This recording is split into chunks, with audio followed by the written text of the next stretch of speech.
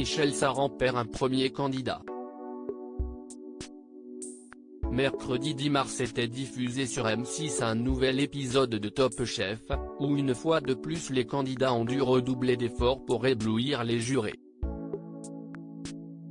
Avec la venue exceptionnelle, et pour la première fois, de Guy Savoy, tous n'avaient qu'un seul but, épater et ravir les papilles avec des créations exceptionnelles.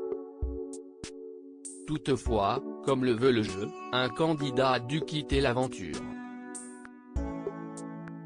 Et après Pierre la semaine précédente, c'est Bruno qui a été éliminé. Si son magret de canard épices agrumes a séduit les jurés, ceux-ci ont eu bien du mal à départager son assiette de sel de Chloé, choisissant le magret le plus goûteux. Dommage mais aucun regret, comme l'a confié Bruno Aubin à 20 minutes, qui est ainsi le premier candidat de la brigade de Michel Saran à quitter l'aventure. Envoyé par le chef en épreuve de la dernière chance, il salue toutefois la présence constante du juré à ses côtés durant son parcours dans l'émission. Pendant les épreuves, il était très présent derrière nous, il n'arrêtait pas de nous parler en nous disant d'aller plus loin.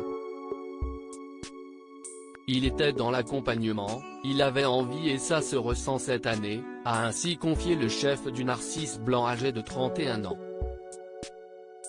Les jeux sont faits côté final si les téléspectateurs de M6 découvrent chaque semaine les créations de chacun des candidats, il se trouve par ailleurs que du côté de l'émission, les jeux sont déjà faits. Et pour cause, la finale du concours a déjà été tournée.